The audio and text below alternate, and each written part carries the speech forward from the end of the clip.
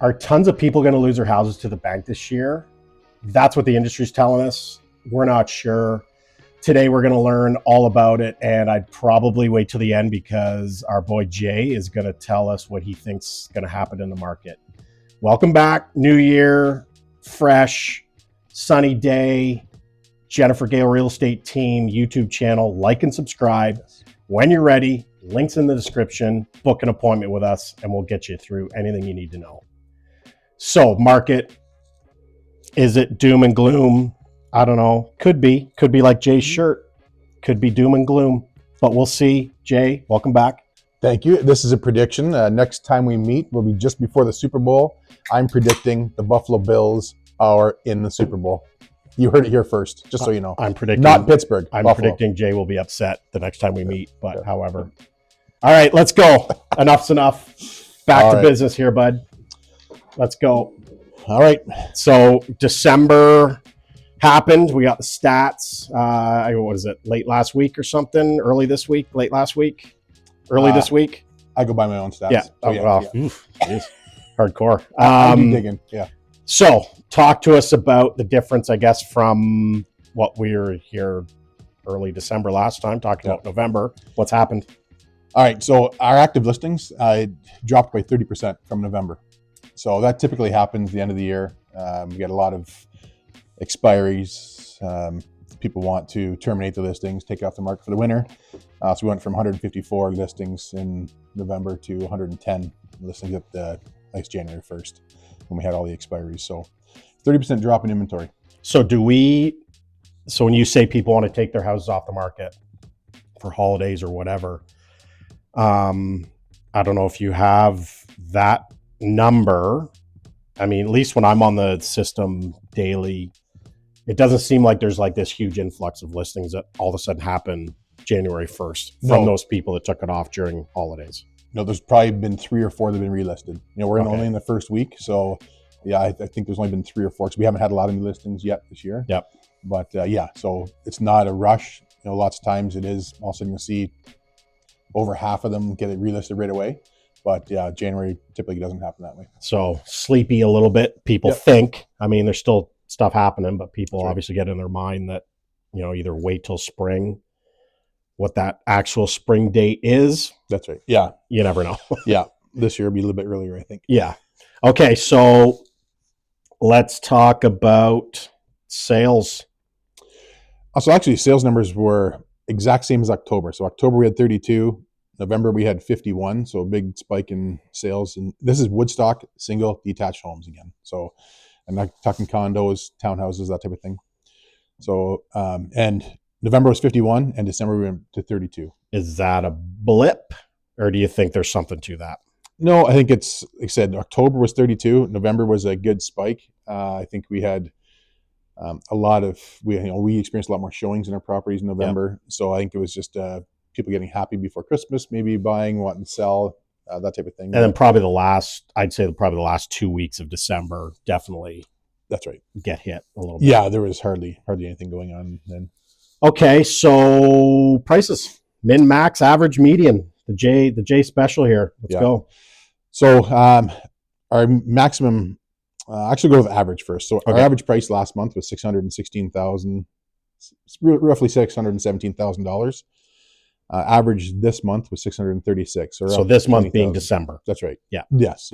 So we're up about $20,000. And then we go to the median. Median, it's very surprising. Both months have been almost identical to the average, which is abnormal. So average median sale price for December was $636,000. So that's telling us because average and median are the same, we haven't seen like a monstrous listing sell for like $4 million that kind of skews the average. I'll use Otterville as an example. Last month, they had a $2.5 million house sell. Yeah. So that pushed Otterville's average price up to $950,000, but the median's like $700,000. Yeah. So yes, exactly. So but it's surprising. Both average and median are almost identical right now. So it's telling us there's not as much variation, not that really low price and that really high price house. Okay, what do we got next? Biggest loss, gain, average gain. A little surprising this month. So last month, we had that one bank sale that they lost over $600,000 on. Yep. This month, December, there was only a loss of $108,000. So not as bad. Still a big loss for somebody. The biggest gain was almost $700,000. That's typically somebody's owned their house for 30 years and gets a good price for it. The average gain was $254,000 from the sale of a house. Okay. So that's, I mean, and I think last month we talked about the average years of owning a house. That will probably correlate to that number somewhat. It does. So we'll do that now. Yeah. So one of my stats last month was 13 years was average home ownership. This month is 9 years. So, a little more fresher houses being sold this month. So December. People talk about real estate. We're always trying to pump real estate as a good investment. How many people do you think invested a normal amount of money in the stock market and over the last 9 years made $254,000? That's right. Like that averages $26,000 a year. Right? Yeah. I mean, it's just good. And everybody, my dad always said, you got to pay to live somewhere. Yeah. So rent, owning, whatever. Yeah. So roof over your head, you got to pay for it somehow. You might as well make money doing it. 100%. Yeah. Okay. Days on market. So yeah, this is the one stat which I always say is so skewed. Everybody spits out the last listing sale, listing. Yeah. So according to the industry, they say 35 days on market was the average and median was 32. So very close. But when you dig into the relists and original list price, the actual average days on market with relists was 80 days in the market. I guess such a big difference. So You're talking like just over a month to actually almost 3 months. Yes, that's right. Like, with that, and median is one of my better go-to numbers. So median is 54 days. So we're not quite 2 months. The reason why 80 days was for one house was on the market for 350 days. Yeah. So that's why your average goes up. That's why the median is a better telltale. So actual median days on market for all the houses that sold, the 32 houses that sold is 54 days. Okay. You talk to us about this next box here. I'm looking at it. You. So I always, like I said, how many houses that sold did relist? How many had to have price reductions? Okay. So out of the 32 houses that did sell in November, 45% of those houses actually had to have a relist. So whether the price was out to lunch to start with, and they had to relist, some released multiple times. Okay. So I'm an idiot. Yep. Treat me like an idiot. Let's talk about what you're talking about, just with one house. So let's go over like I'm a seller. Yep. You're my agent. We list my house. So we're going to describe what Jay's talking about right here in a scenario. I list my house for $500,000 and it doesn't sell. 30 days later, what do we do? So there's two different strategies. You can either lower the price, and said it all depends on, in my perception and with my clients, on how much you're going to lower the price. If you're at $500,000 and you want to go down to $480,000, there's not much sense in relisting. You're not reaching a new set of buyers. You're not reaching a new market. And it's going to be the same MLS listing. Same MLS listing. Like, if it's on somebody's search, it's just going to come up as a price reduction. That's right. For us, on our system, it just comes up as a price reduction, That's right. Not a new listing. That's right. It still tells you how many days are on market, that type of thing. But if, say, you're at $500,000, you've had no action, and you want to reduce by 10%, you go down to $450,000. Then my suggestion would be to relist. Okay, so that's cancel. Yeah, cancel the listing, get all paperwork signed, for a new listing again, and fresh on the market. Looks like a brand new listing at the new price, because then you're reaching a new market. But yeah, canceling and relisting. So that's what that means when you're talking. Right. Okay, so yeah, go for it. So yeah, in November, 45% of the houses that sold, the 58 houses that sold, 45% of those had a cancellation. Almost half canceled at one point and relisted at a new price. That's right. Okay. In December, obviously the sales were lower. There's only 32, but 41% of those properties had a relist. Okay. Then we go with the price reductions.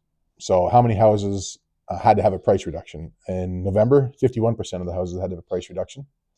And that might have spiked why we had 51 The sales, sales. yeah. And December, we only had 33% that had a price reduction. And then I look at how many properties had both. All right. So in November, 33% of the properties did both, had a cancellation and have had a price reduction. In December is almost the same as 31%. So about a third of the houses have had to cancel and have had a price reduction, whether it's the first time they canceled and did reduced after that, or whatever order they did them in. Okay. Next, go. So again, with the relist, so I look at the end sale price versus the initial list price. People that had to have a relist in December, they on average got 12% below their original list price. Okay. So that's, and I can look into days on the market as that as well. People that only did not relist, just a first shot, got the pricing right, on average got 1.5% below list price. So that's, I think we've talked about that in maybe one of our first videos, is the importance of like dialing in that price. Yes, that's right. Bang on. That's right. I got pop all over the table. Yeah, here. like you're such a mess. It's ridiculous. It's Buffalo Bills fan. Yeah, typical sloppy play, sloppy person. Yeah, and that's that can be a combination of things. No seller wants to leave money on the table. No. So we do still have a lot of sellers that will suggest a list price and still say, "Oh, the neighbor down the street sold for this much." So, all right, we'll agree to list at that price, and then. And we like to think our data when we go into a house is pretty dialed in. So like that initial list price, and we're looking at the stats that say that 1.5%. Price that you sell for compared to the list price when you've dialed it in. That's right. Is legit. It just, I'm going to say like, listen to us, but kind of listen to us. Well, that's the thing. We saw I showed 40 houses last month versus a seller who saw one. Yeah. And 3 online. Right. Yeah. So that's where they got to take our expertise. And I think more times than not, we're just not pricing in emotional attachment or sentimental attachment or anything. I get it. Yeah. Like we've all been sellers on our end, and we like to tend to think our stuff is just better because it's our stuff, but that's not how we price houses. That's right. Okay. So here's the big thing, bank sales. As I stated in the opening there, we've heard a lot of chatter about, especially like a year or two ago, the projections of, oh my God, like once these interest rates go up and these people during COVID have bought at a lot of money, we're just going to see endless amounts of bank sales. Yeah. And are we? Surprisingly, no. So that's so one stat that I track all the time is bank sales. Power sales, bank sales. Yeah. So some of them you got to dig into, but and they don't really state bank sale, but dig into everyone. So November there was 3 bank sales and this is Woodstock single detached family homes. In December there's only 1 bank sale. Yep. So everybody says bank sales, they're coming. I don't see it, and the stats show me it's not there. And I think let's change a little bit of a gear here to like a buyer. I think a lot of TV in the 2010s, especially American, gave the impression that a bank sale, once it was up, that buyer could just go in and just like lowball scoop it because the bank would do anything to get rid of it. These flipping shows and whatnot. That's just not the way those are. It's not the case. I know they have a structure. They, you can only get so much below, and we won't go into too many details about that, but they have their structure. Yeah, and I mean, legally they have to try and get the most money because that seller, the person that lost that house, still has a little bit of pushback. That's right. If they don't, right? They sure do. If it gets sold, then they can take the bank to court. Yes. Yeah. Okay. So like bank sales are not, flooding the market. They're just not. No, like active listings right now in Woodstock, out of the 100, I think there's 103 listings this morning, but there's only 3 active bank sales. And in that's Woodstock. that's like 1%. That's right. Yeah, so it's not very. And why? So we had a little chat about this before the cameras were rolling. You tell me why. Like we discussed it, like with lending and our rules in Canada, at least in Ontario, Yeah. I think it's Canada. Why is it that we're not seeing as many bank sales as people thought? Well, the stress test is one thing. There's 2 reasons, in my opinion. One is the stress test that was done at the time that they qualified back in 2021, 22. They had to pass a stress test. So at that time, they were qualified at a higher interest rate. Like so 2 points higher than the posted rate, right? Yeah. That's right. So, barring any changes in their income, that still should hold true. They should still be able to afford that. Right. So like if you bought something at 900, let's say you overpaid, whatever, Yeah. but you qualified for it at the time, interest rate might have been 3%. That stress test would have qualified you at 5%. Yeah. And now rates, I mean, they might have peaked at 5, 4.5. That's why we're not seeing a lot of bank sales. I agree with you. That's my opinion, is the stress test kind of built that in. The second thing, in my opinion, is a lot of people that bought during the high time were people that sold in Toronto, Kitchener, came into Waterloo. They got their $2 million for their house, huge profits there, came here. They still have that. They might still have that money. Right? So they haven't, they made their $500,000 there. They're not in dire straits here. Right. It's not, we didn't see a lot of people just moving from one house to another in Woodstock. Yeah. Right? It was a lot of people coming from out of town to come to Woodstock. And they came with money in their pocket. Correct. And still were able to, sold for, like you said, like sell for 1.8. Yeah. And then buy here for 900. That's right. Even though the house might have been worth 7. Yes. They they overpay and they don't care. It's just like, oh, we got the money. Yeah, no exactly. And they still, hopefully they haven't spent all their money on new trucks and snowmobiles and Buffalo Bills tickets. But new stadium, it's coming. Yeah. Do you have anything else for us? So another stat that I like looking into, which I haven't talked to you about before, is local listing agents, local buyer agents. Okay. Yeah. How many people use a local listing agent? How many people use a local buyer agent, or where our buyers are coming from? So surprisingly, local listing agents, for the 32 houses that sold, 78% of those were local listing agents. And We've rebounded. Yes, we have. It's typically about 50%. Yeah. And same thing on the buyer agent side. And sorry, when I say local, I mean like our Oxford County registered brokerages. Like WITAAR. Yeah. We do have people that are registered with Kitchener but live in Woodstock. Yeah. That's, to me, that's not a local agent. They're registered with somebody else. So this is just with who they're registered. I don't go by actual. So that number actually might creep up. It could be. Yes, it very well could. A little bit. Yes. Buyer agents, 44%. So 44% of 32 houses used an out-of-town buyer agent. Still stinks. It does. It does. Yeah. But I get it. Like if somebody's coming from their hometown, and no matter how much we say you'll benefit having a local agent, because we know the city, we know the schools, we know the parks and everything. Yeah. Comfort's comfort. That's right. And, to another agent, just refer it out. Refer it to a local trusted agent to do the best job for your client. Yep. And that's pretty much it for now. So the bank sales is one of the things that we wanted to highlight, and it's, as of right now, and I don't see it in the future being any different. Might see a few here and there, but I don't think it's going to be as bad as some of the analysts are predicting. Okay, so I'm going to put you on the spot. What is your kind of overall general scope of what you think the market's going to do this year? And I'm not going to hold you to it. I may not, but just overall activity. What do you? Okay, so first, prices. What do you think prices are going to do this year? Cripes. Cripes. Haven't heard that word in lots of old school 70s term. Cripes. I'll meet you down at the crick. Yeah, crick.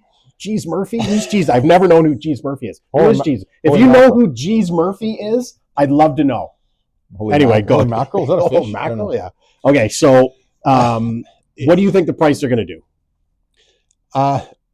This is the hard part for me, because digging in the stats, I don't think there's going to be a lot of high-priced homes sell in the next little bit, which is going to drive the average price down. So on paper, prices I think will go down a little bit, probably 2 to 3% in the next 3 or 4 months, maybe. So I don't think there's gonna be a lot of higher priced homes sold. Which does that give you a true picture of the market? I don't know, but I think average prices will go down 2 to 3% in the next 3 or 4 months. Then it'll stabilize, and then by the end of the year, we should see a 2 or 3% increase from right now. So go down 2 or 3%, So up maybe 5. From now till a little bit of a wave, they're stable-ish. Yeah. So your $500,000 house, I think by the end of the year, it's probably 525. Okay. Right. So if you can buy right now, you're gold. So we got a rate announcement coming up in 2 weeks. Buyer confidence. You know what? Most buyers that I've taken through and feedback we get from our listings is buyers are waiting for that perfect house. They think they have a little bit of time, and they're waiting for, though the walls aren't painted quite right. Oh, there's going to be a house come on the market that will have all that, the right stuff. People need to buy now, in my opinion.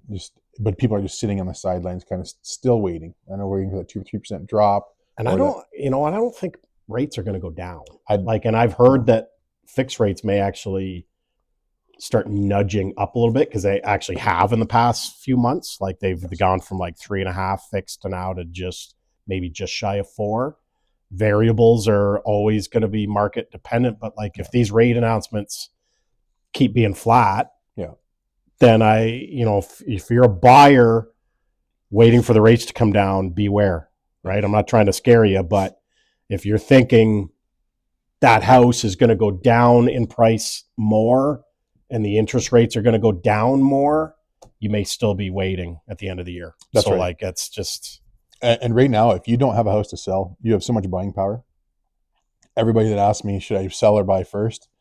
Obviously, it's person dependent. So my wife and I sold our house last year, and we didn't have a house to go to. In 2023, we didn't have a house to go to. So kind of nerve-wracking for my wife. I knew we'd find something because there's a lot of houses in the market. You're in real estate. You're like, it's fine. That's right. But if at all, I advise most of my clients, sell your house first, because you have so much more buying power right now in the market without having a house to sell in that condition. Yeah. You can get so much better pricing because people want to move. That's why inventory is high. Right? People still want to move, and you can get a lot more deals if you sell your house first. Who does Buffalo play? Buffalo plays Jacksonville, and I'm very confident because it's in a dome. Trevor Lawrence, quarterback for Jacksonville. Why would you be confident? He's no Josh Allen. Jacksonville plays in a dome? Since when? Yeah. What's that? Jacksonville plays in a dome? Sorry. Yeah. No, oh my God. I'm thinking Minnesota. Typical Buffalo fan. They don't even know. Minnesota. They have no clue. Yeah.